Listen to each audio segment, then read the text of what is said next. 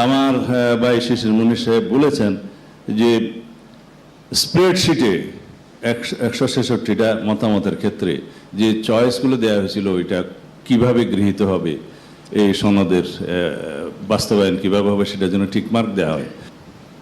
2025 নামে একটা ড্রাফট জামাত ইসলামের পক্ষ থেকে দেয়া হয়েছে, সেটা পড়লাম। রেফারেন্স হিসাবে ওনারা বলেছেন, আমি অবশ্য দলের নাম নিয়ে বলাটা উচিত হচ্ছে না, যদিও সবার সামনে আছে এই জন্যই বললাম আর কি। আপনারা কিছু দয়া করে কিছু মনে করবেন না। ধন্যবাদ আপনাদের সবাইকে। আমি আজকে শুনতে এসেছিলাম, কিন্তু যদি আপনারা আমাকে শুনতে চান বোধহয় একটু ধৈর্য লাগবে, কারণ অনেকগুলো প্রশ্ন উত্থাপিত হয়েছে। অনেকে আমাকে উদ্দেশ্য করেও কিছু জবাব দেওয়ার জন্য ইতিমধ্যে বলেছে। তা আমি বটম আপ করে যদি না বলি তাহলে আমার মনে থাকবে না। শেষের দিকে যেগুলো এসছে ওগুলো দিয়ে আমি শুরু করতে চাই। আসসালামু আলাইকুম। প্রথমে ধন্যবাদ জানাই যে আমাকে আপনারা উপযুক্ত মনে করেছেন আজকে এগুলো কথা বলার জন্য। আর জনাব হাসনাত কাইয়ুম যেটা বলেছেন যে নেক্সট পার্লামেন্টে যে অ্যামেন্ডমেন্টগুলো এখানে আমরা প্রপোজ করছি সেগুলো অ্যামেন্ডমেন্ট করার এখতিয়ার আছে কিনা। তা আপনি আইনজীবী মানুষ, আপনি বলেন যে আর কোনো ফোরাম বাংলাদেশে আছে কিনা যদি পার্লামেন্ট সেটা অ্যামেন্ডমেন্ট না করতে পারে। সেকেন্ড, হ্যাঁ আমার ভাই আক্তার বলছে গণপরিষদ।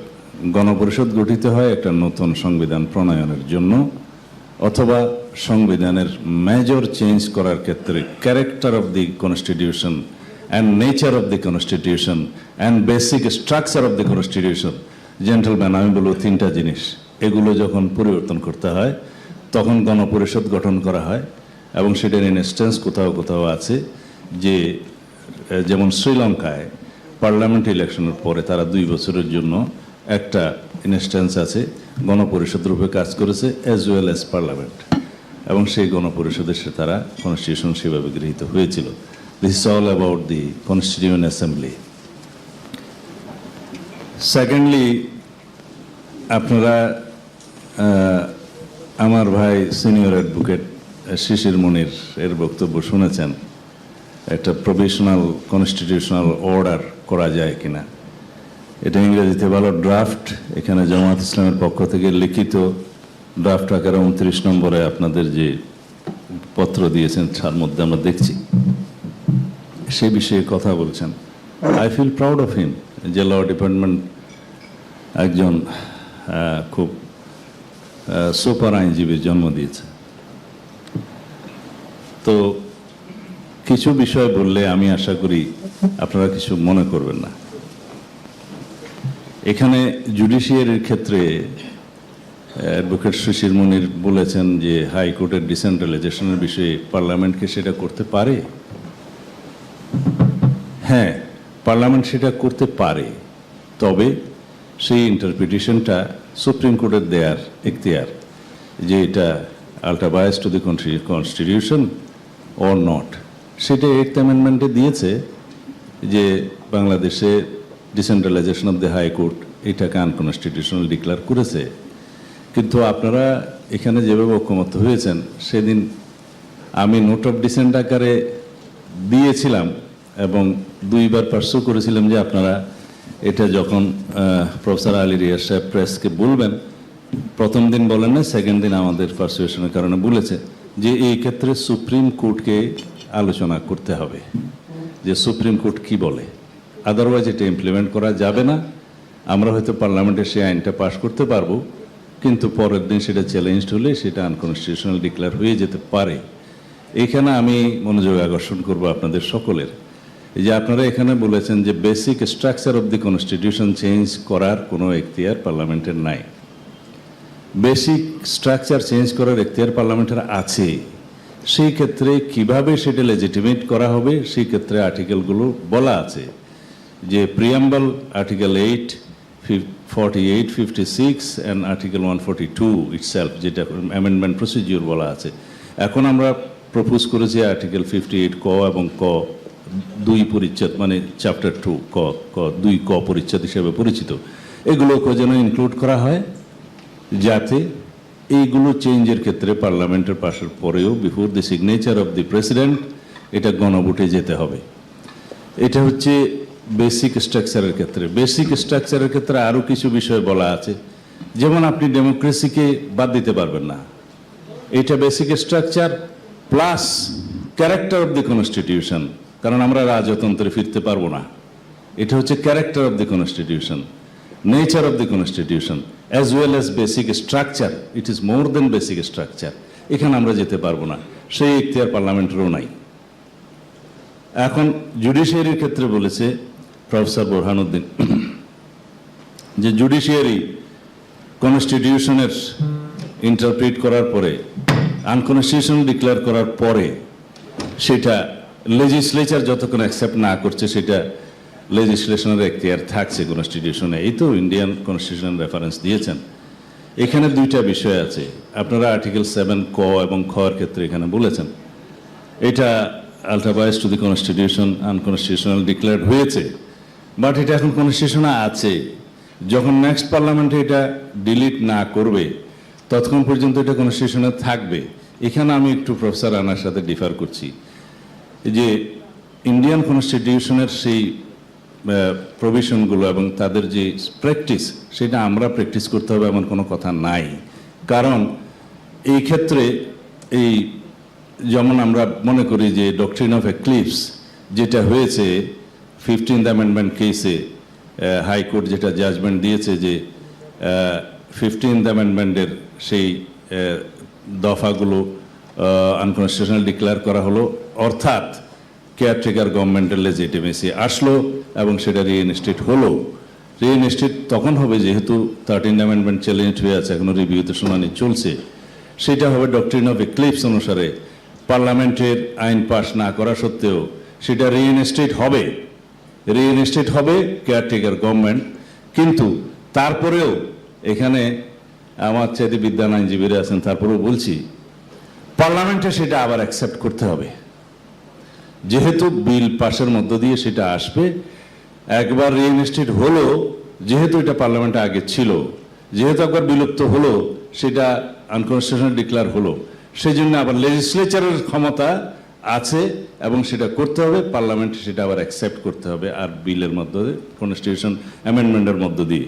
তবে আমরা যদি এখন মনে করি যে 15th অ্যামেন্ডমেন্ট সেটা যেহেতু আনকনস্টিটিউশনাল ডিক্লেয়ার হয়ে গেছে সুতরাং রিইনস্টেট হলো কিনা, এখনো হয়নি, যেহেতু 13th অ্যামেন্ডমেন্টটা এখনো চ্যালেঞ্জড হয়ে আছে, সেটা যদি জনগণের পক্ষে আসে রিইনস্টেট আমরা ধরতে পারবো ডক্ট্রিন অফ এক্লিপস অনুসারে। ইভেন দেন লেজিসলেচারের ক্ষমতা হচ্ছে, লেজিসলেচারকে জুডিশিয়ারি কখনো ডিক্টেট করতে পারে না, সেটা লেজিসলেচারের ক্ষমতা, সেটা আবার লেজিসলেশনটা আনতে হবে, তারপরে সেটা সেন্ট পারসন হবে। অলদো আমরা জুডিশিয়ারির ক্ষেত্রে যদি বলি যে এটা রিইনস্টেট হলো কিনা, বলা যাবে রিইনস্টেট হয়েছে, বাট পারফেক্ট তখন হবে যখন নেক্সট লেজিসলেশনটা করা হবে ইন দ্য লেজিসলেচার। এটাই হচ্ছে লেজিসলেচারের ক্ষমতা, কারণ জুডিশিয়ারি, এক্সিকিউটিভ এবং লেজিসলেচার তার কনস্টিটিউশনাল বাউন্ডারির মধ্যেই থাকতে হবে।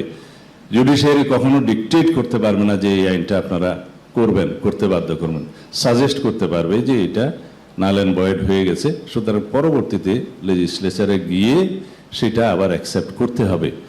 এখন কথা উঠলো, আমি অত একাডেমিক ডিসকাশনে যেতে চাই না, যে আমরা এখানে এগ্রিড হলাম, অনেকে প্রশ্ন করেছেন তার মানে কি সেটা পাস হয়ে গেছে? এখানে আমরা অ্যামেন্ডমেন্টগুলো এগ্রিড হলাম, যেগুলো কনস্টিটিউশন আমরা অ্যাডপ্ট করতে চাই, সেটা agreement, political agreement, consensus, national consensus, broader consensus. যদিও এখানে আমরা সবাই পুরা জাতিকে রিপ্রেজেন্ট করি, এটা বললে অশুদ্ধ হবে, কারণ বাংলাদেশের সব পলিটিক্যাল পার্টি মিলেও সমগ্র জনগোষ্ঠীকে রিপ্রেজেন্ট করে, এটা থিওরিটিক্যালি ঠিক নয়। কারণ সমগ্র জনগোষ্ঠী যখন কনসেন্ট দিবে পার্লামেন্টারি ইলেকশনের মধ্য দিয়ে, তখন সেটা তাদের কনসেন্ট হবে।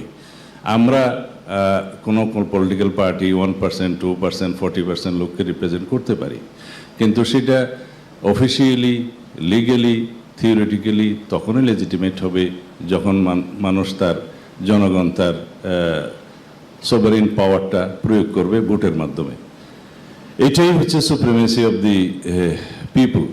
অবশ্য আমাদের আর্টিকেল 7 বলা আছে 1-এ যে সুপ্রিমেসি অফ দি কনস্টিটিউশন, এটা আমাদের জনগণের অভিপ্রায়ের অভিব্যক্তি রূপে প্রিয়েম্বলে বলা আছে 4th প্যারাগ্রাফে যে এই সংবিধানকে জনগণের অভিপ্রায়ের অভিব্যক্তি হিসাবে এর প্রাধান্য অক্ষুণ্ণ রাখতে হবে। আবার এগেইন সেটা আটার করা হয়েছে আর্টিকেল 7-এর সাবসেকশন 2-তে যে জনগণের অভিপ্রায়ের পরম অভিব্যক্তি রূপে এই সংবিধান হচ্ছে প্রজাতন্ত্রের সর্বোচ্চ আইন। এগুলো বলা আছে, কিন্তু সেই অভিপ্রায়টা এখানে যারা বলছেন, বক্তৃতা দিচ্ছেন যে অভিপ্রায়ের মূলে আমরা এখানে এসেছি অভিপ্রায়ই চূড়ান্ত আইন, সেই অভিপ্রায়টা যখন কনস্টিটিউশনে এমবডিড হবে জনগণের অভিপ্রায় হিসাবে, তখনই সেটা মান্য হবে। তার আগ পর্যন্ত আমার অভিপ্রায় আমি এখানে প্রকাশ করতে পারি, আমাদের কেউ প্রেস ক্লাবের সামনে অভিপ্রায় ব্যক্ত করতে পারে, কেউ মুক্তাঙ্গনে করতে পারে। সেটা অভিপ্রায়টা তখনই কনস্টিটিউশনে এমবডিড হবে যখন সেটা পার্লামেন্টের অ্যাকসেপ্ট হয়ে যাবে অভিপ্রায় হিসেবে, তখন সেটা প্রতিভাত হবে, তখন সেটা মান্য করতে বাধ্য হবে। তাছাড়া যদি আমরা প্রত্যেকেই বলি যে এটা জনগণের অভিপ্রায়, ওইটা জনগণের অভিপ্রায়, আমরা প্রত্যেকে এখানে 30টা-29টা দল আছে, আমরা অভিপ্রায় বিভিন্নভাবে প্রকাশ করতে পারি এবং প্রত্যেকেই বলতে পারি এটা জনগণের অভিপ্রায়, সেটা তখন পর্যন্ত লেজিটিমেসি পাবে না। এখন আমার বক্তব্য হলো, যেহেতু আপনারা সারাদিন দীর্ঘ বক্তৃতা দিয়েছেন, অনেকগুলো জিনিস মানে অ্যাড্রেস করতে হচ্ছে, আপনারা দয়া করে বিরক্ত হবেন না। আমার ভাই শিশির মুনির সাহেব বলেছেন যে স্প্রেডশিটে 166টা মতামতের ক্ষেত্রে যে চয়েসগুলো দেওয়া হয়েছিল ওইটা কিভাবে গৃহীত হবে, এই সনদের বাস্তবায়ন কিভাবে হবে সেটার জন্য টিকমার্ক দেওয়া হয়। সরি, আমরা এটার সাথে ডিসএগ্রি করেছিলাম যে স্প্রেডশিটের মধ্য দিয়ে কিছুটা বিভ্রান্ত সৃষ্টি হয়েছে, সেই জন্য আমরা পূর্ণাঙ্গ সুপারিশের উপরে মতামত দিয়েছি এবং আলোচনাও করেছি সেভাবে। তো সেই জন্য ওখানে চয়েসগুলো দেওয়ার এখতিয়ার এই কমিশনের ছিল না, কারণ কিভাবে ডিসাইড হবে না হবে সেটা তো আলোচনার ভিত্তিতে হইতে হবে। তখন ওনারা এক পর্যায়ে বলেছিলেন যে আসলে স্প্রেডশিটটা দেওয়াটা আমাদের কিছুটা সুবিবেচিত হয়নি, সেই জন্য আমরা পূর্ণাঙ্গ সুপারিশগুলোর উপর আলোচনা করেছিলাম।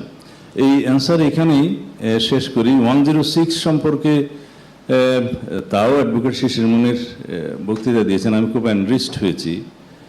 আমি মনে করি 106 অনুসারে যে কনস্টিটিউশনের অ্যাডভাইজারি রোল, মানে সুপ্রিম কোর্টের যে অ্যাডভাইজারি রোল অ্যাপিলেট ডিভিশনের, সেই বিষয়ে বর্ণনা করা আছে। এখানে বলেছে যদি রাষ্ট্রে এমন কোনো গুরুত্বপূর্ণ প্রশ্ন উত্থাপিত হয় অথবা হতে পারে যা অতীব জনগুরুত্বপূর্ণ, যেটার বিষয়ে রাষ্ট্রপতি অ্যাডভাইস চাইতে পারে রেফারেন্সের মাধ্যমে সুপ্রিম কোর্টের কাছে, সেই বিষয়ে উপযুক্ত শুনানির মধ্য দিয়ে সুপ্রিম কোর্ট মতামত দিতে পারে। Supreme court appellate division headed by chief justice মতামত দিয়েছে এবং সেই অর্ডারটা আমাদের কাছেও আছে যে অ্যাটর্নি জেনারেলকে শুনেছেন, হার্ড অ্যাটর্নি জেনারেল বলা আছে। তা এখন যদি অ্যাটর্নি জেনারেল বাইরে আর কাউকে শুনতে চাই সেটা তাদের এখতিয়ার। এখন 106-এর সেই ডিসিশনের যদি আমরা কোয়েশ্চেন তুলি তাহলে লেজিটিমেসি অফ দি গভর্নমেন্ট থাকে না। আর সেটা রিভিউর কথা বলা হয়েছে, রিভিউ করার জন্য উপযুক্ত ফোরাম কোনটা, সেটাও তো সুপ্রিম কোর্টের appellate division headed by chief justice. এখন সেটার রিভিউ যদি কেউ করতে চাইলে সেটা কনস্টিটিউশনে কোথাও অ্যালাউ করেছে কিনা জানি না, হয়তো আর্টিকেল 102 অনুসারে যাওয়া যেতেও পারে, but it is now factum valet, যে ঘটনাক্রমে সিদ্ধ, এটা একটা আইনের টার্ম। এখন যদি সেই ফ্যাক্টাম ব্যালটকে আমরা মেনে না নিই তাহলে total legitimacy of the government নিয়ে কোয়েশ্চেন হবে, ফরমেশন অফ দি রিফরমেশন কমিশনগুলো কোয়েশ্চেন হবে, formation of the national consensus commission question হবে। সেই ক্ষেত্রে আমাদের এই আলোচনাগুলো আর কোনো দরকার হবে না। আমার মনে হয় যে রাষ্ট্রের স্টেবিলিটির জন্য আমরা যদি সব বিষয়ে এভাবে কোয়েশ্চেন তুলি, আর বোধহয় চাচ্ছেন না বলে তাহলে হয়তো আমাদের জন্য এটা কল্যাণকর কিছু হবে না। আমরা একটা জায়গায় এসছি, সেখানে জনগণের অভিপ্রায় নিয়ে আমরা কথা বলছি। গণ অভ্যুত্থান, আমরা কেউ কেউ এটাকে বিপ্লব বলতেও পছন্দ করছি, অবশ্য আমি বিপ্লব বলি না, কারণ বিপ্লবের মধ্য দিয়ে সামাজিক এবং অর্থনৈতিক স্ট্রাকচার টোটাল চেঞ্জ হতে হয়। এটা শুধু একটা সরকারের পতন হয়েছে, এটা অটোক্রেসির পতন হয়েছে। তো এই গণ অভ্যুত্থানের জনগণের অভিপ্রায় অবশ্যই ব্যক্ত হয়েছে সে অভিপ্রায়টা ছিল এই যে আমরা ভোটের অধিকার ফেরত চাই, গণতান্ত্রিক অধিকার ফেরত চাই, বৈষম্যহীন সমাজ ব্যবস্থা চাই। চাকরির বৈষম্য নিয়ে যেহেতু শুরু হয়েছিল, পরবর্তীতে তার সাথে যুক্ত হয়েছে আমরা রাষ্ট্র কাঠামোর সংস্কার চাই। কোনটা ভালো? রাষ্ট্র কাঠামোর সংস্কার চাই, দ্বিমত তো নাই। সেই রাষ্ট্র কাঠামো সংস্কারের জন্য আমরা আমাদের দলের পক্ষ থেকে এই সরকার গঠিত হওয়ার আরও 1.5 বছর আগে তো আমরা সংস্কার প্রস্তাব দিয়েছি, এবং তখন ফ্যাসিবাদের পতন কখন হবে, কিভাবে হবে সেটা আমরা জানতাম না। তো সেই সংস্কারের সাথে আমরা একমত, এবং এখানে অনেকগুলো সংস্কার আছে যেগুলো 31 দফার সাথে হুবহু মিল অথবা তার সাথে সামঞ্জস্যপূর্ণ। আর এমন কিছু সংস্কার আছে যেগুলো এখানে আসেই নাই, যেগুলো আমাদেরকে করতে হবে, যেগুলো আমাদের ন্যাশনের প্রতি কমিটমেন্ট আছে, সেই বিষয়ে আমরা একমত। তো প্রশ্ন হচ্ছে এই সংস্কারগুলো যেগুলো আমরা এগ্রিড হয়েছি, এগুলোর বাস্তবায়ন কি হবে, এই তো গোড়ার প্রশ্ন। এখন আসি তাহলে শেষের দিকে যেটা বলা হয়েছে আর কি, এক্সট্রা কনস্টিটিউশনাল স্টেপস, যেটা আমার ভাই বললেন যে 57 আর্টিকেল অলরেডি অ্যাব্রোগেটেড। আমি জানি না কিভাবে অ্যাব্রোগেটেড হলো, কারণ জুডিশিয়ারি সে বিষয়ে কোনো ইন্টারপ্রিটেশন দেয় নাই। এটা আমরা যদি মনে মনে ধরে নিই সেটা ধরতে পারি, বাট এটা আমার মনে হয় বলাটা কতটুকু যৌক্তিক আর একটু চিন্তা করতে হবে। আমরা কন্টিনিউয়েশন অব দি কনস্টিটিউশনে আছি।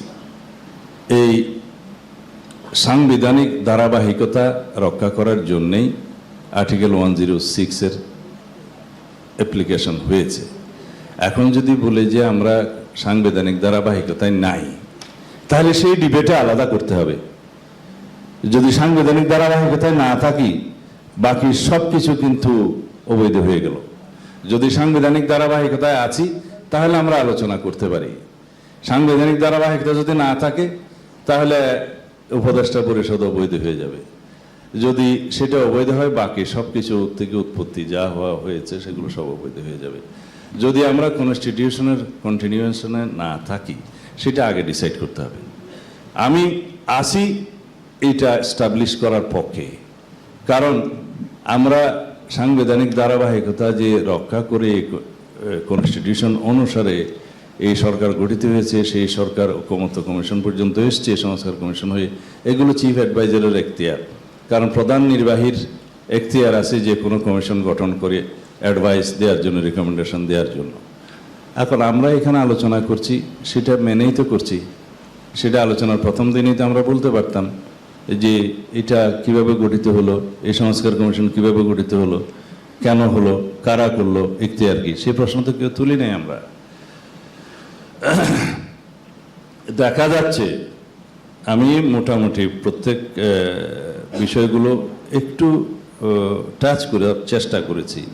এখন দেখা যাচ্ছে লাস্টে যে বিষয়টা এসছে, যে প্রভিশনাল কনস্টিটিউশনাল অর্ডার 2025 নামে একটা ড্রাফট জামাত ইসলামের পক্ষ থেকে দেয়া হয়েছে, সেটা পড়লাম। রেফারেন্স হিসাবে ওনারা বলেছেন, আমি অবশ্য দলের নাম নিয়ে বলাটা উচিত হচ্ছে না, যদিও সবার সামনে আছে, এই জন্যই বললাম আর কি। আপনারা কিছু দয়া করে কিছু মনে করবেন না। প্রভিশনাল কনস্টিটিউশনাল অর্ডার একটা হয়েছিল, তার আগে বাংলাদেশের প্রথম আইন হয়েছে আর্টিকেল 151-এ। আপনারা দেখবেন, আপনারা লয়ার বলেই আমি ধারাগুলো উল্লেখ করছি, আর্টিকেলগুলো।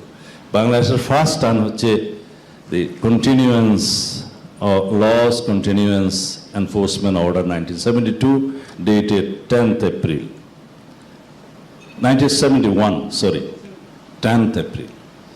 Second law হচ্ছে the Provisional Constitution of Bangladesh Order 1972. কখন হয়েছিল? যখন কনস্টিটিউশন ছিল না, যখন রাষ্ট্র গঠন করা হয়েছে, এই ঘোষণা দেওয়া হয়েছে ডিক্লারেশন অফ ইন্ডিপেন্ডেন্সের মাধ্যমে। তাদের সোর্স অফ পাওয়ার ছিল তখনকার গণপরিষদ নিজেদেরকে গঠন করিল, এবং ইন্ডিপেন্ডেন্স ডিক্লারেশন অফ ইন্ডিপেন্ডেন্সের মাধ্যমে গণপরিষদ নিজেদেরকে ঘোষণা করে এই ভূখণ্ডের জন্য যারা নির্বাচিত হয়েছিল, যদিও পাকিস্তানের জন্য। তারপরেও সেই ইলেকশনের প্রধানতম উদ্দেশ্য ছিল একটা কনস্টিটিউশন ফ্রেম করা। যেহেতু সেই পার্লামেন্ট কল করার পরেও সেটা পেন্ডিং করে দেয়া হলো, তখন নিজেদেরকে এই গণপরিষদ গঠন করা হলো। এবং যেহেতু একতরফা যুদ্ধ ঘোষণা করা হয়েছে, সেজন্য নিজেদেরকে রাষ্ট্র হিসাবে ঘোষণা দেয়া হলো। সেই গণপরিষদের মাধ্যমে সোর্স অফ পাওয়ার হিসাবে প্রেসিডেন্ট, ভাইস প্রেসিডেন্ট এবং মন্ত্রিপরিষদ গঠন করার ক্ষমতা দেওয়া হলো। এবং তাদেরকে নির্বাহী ক্ষমতা, আইন প্রণয়নের ক্ষমতা, রাষ্ট্রপতির ক্ষমা প্রদর্শনের ক্ষমতা সহ সার্বিক ক্ষমতা দেওয়া হলো। তার উপর ভিত্তি করে পরবর্তীতে প্রেসিডেন্ট অর্ডারের মাধ্যমে রাষ্ট্র পরিচালিত হয়েছে।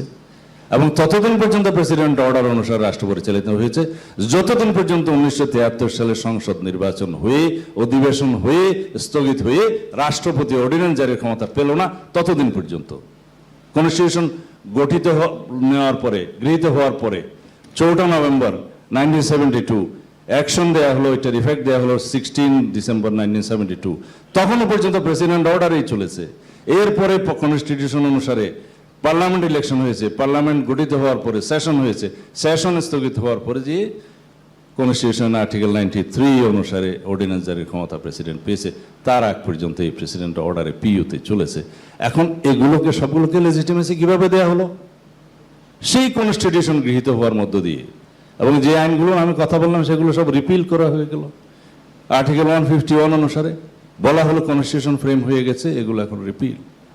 এখন যদি আমরা সেই অবস্থায় থাকতাম, আমি বলতাম যে ঠিক আছে, স্পেশাল প্রভিশনাল কনস্টিটিউশন অর্ডার এখন করা যাবে। আমরা কি সেই অবস্থায় আছি? নাই তো।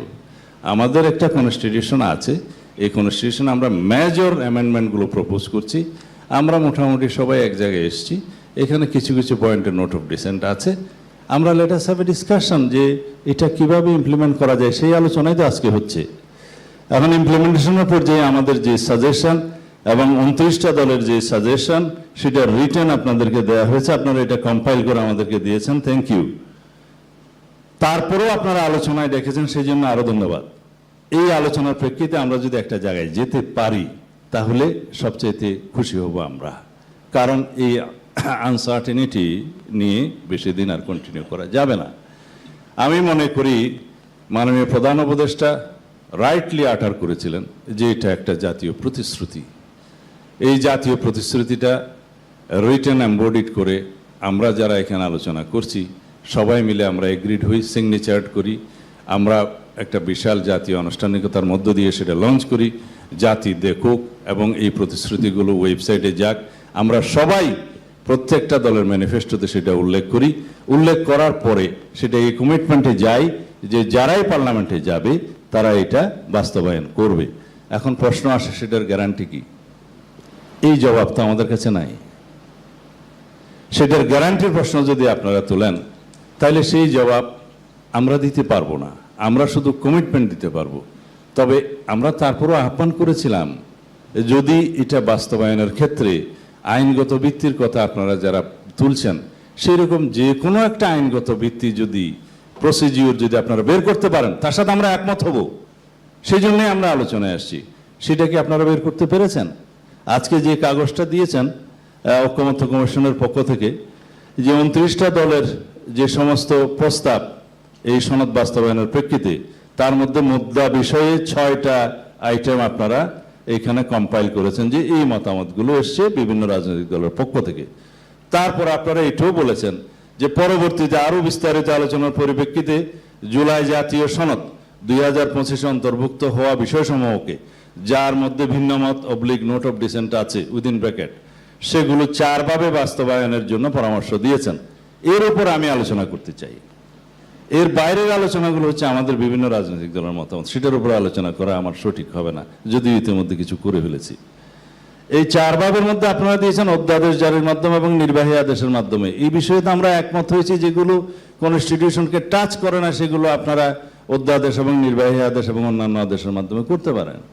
কিন্তু তার বাইরে যেগুলো সাংবিধানিক বিষয়গুলো নিয়ে আলোচনা করা হয়, সে আলোচনাগুলোর মধ্যে আমরা এখন মোটামুটি আলোচনা এভাবে যেতে পারি যে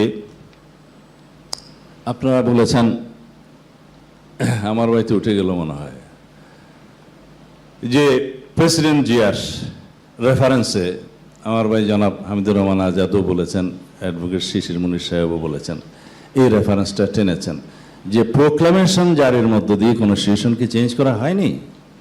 এই প্রশ্নের উত্তর হচ্ছে কনস্টিটিউশন প্রোক্লামেশন জারির মধ্য দিয়ে চেঞ্জ হয়নি, কারণ তখন কনস্টিটিউশন স্থগিত ছিল। স্থগিত থাকার কারণে রাষ্ট্র পরিচালনার স্বার্থে প্রোক্লামেশন জারি করতে হয়েছে। সেই প্রোক্লামেশনের লেজিটিমেসি দিয়েছে কোথায়? বাংলাদেশের দ্বিতীয় জাতীয় সংসদের অধিবেশনে, সেই 5th অ্যামেন্ডমেন্ট বিল আনার মধ্য দিয়ে। এটা একটা 1 পৃষ্ঠার অ্যামেন্ডমেন্ট, যে প্রোক্লামেশনগুলোর মাধ্যমে এই যে কনস্টিটিউশনাল প্রভিশনগুলো জারি করা হলো সেগুলোকে 5th অ্যামেন্ডমেন্টে অন্তর্ভুক্ত করে চতুর্থ তফসিলে সেটা ইনক্লুড করে এটাকে 5th অ্যামেন্ডমেন্ট হিসেবে গ্রহণ করা হলো। তার মধ্য দিয়ে বাকশালের বিলুপ্ত হলো, বহুদলীয় গণতন্ত্রের প্রবর্তন হলো। এবং এরপরে অন্যান্য যে চেঞ্জেস আসছে জুডিশিয়ারির ক্ষেত্রে, সুপ্রিম জুডিশিয়াল কাউন্সিলের ক্ষেত্রে, আরও অন্যান্য ক্ষেত্রে যে সমস্ত বৈপ্লবিক পরিবর্তন এসছে সেটা গৃহীত হলো কখন? যখন পার্লামেন্টের বৈধভাবে বিল আনা হলো তখন। যদি এই প্রোক্লামেশনগুলো সংবিধান চেঞ্জ হয়েছে বলা হয়, এটা একটা রং ইন্টারপ্রিটেশন। রাষ্ট্র পরিচালনার ক্ষেত্রে এটা ফরমান হিসেবে প্রোক্লামেশন হিসেবে জারি হয়েছে। এখন যদি এখন যদি আমাদের সংবিধান বহাল থাকে, আপনারা যদি সবাই স্বীকার করেন যে সংবিধান বহাল আছে, তাহলে প্রোক্লামেশন জারি করার কোনো সুযোগ নেই। এবং সংবিধান প্রোক্লামেশন জারির মধ্য দিয়ে স্পেশাল প্রভিশনাল কনস্টিটিউশনাল অর্ডারের মধ্য দিয়ে পরিবর্তন করা যায় না, কারণ সেই এখতিয়ার কারণেই। সেই এখতিয়ারটা যদি প্রয়োগ করতে হয় আপনাদের সাজেশন অনুসারে, যদি প্রেসিডেন্ট, এখানে যেভাবে দেখেছি প্রেসিডেন্টকে এখতিয়ার দেওয়া হবে সেই প্রভিশনাল কনস্টিটিউশনাল অর্ডার জারি করার জন্য, প্রেসিডেন্ট এই আনকনস্টিটিউশনাল কাজটা করতে পারেন না। কারণ আজকে উনি ইমিউনিটি অ্যান্ড প্রিভিলেজ বুক করছেন প্রেসিডেন্ট হিসাবে, কালকে যখন উনি সেটা থাকবেন না, তখন তার কনস্টিটিউশনাল ভায়োলেশনের জন্য তার বিরুদ্ধে, এটার বিরুদ্ধে অভিযোগ উত্থাপন করা যাবে এবং সেটা প্রপার আদালতে যাবে। কিন্তু আমরা কি সেই নজির স্থাপনের জন্য কোনো সাজেশন দিতে পারি?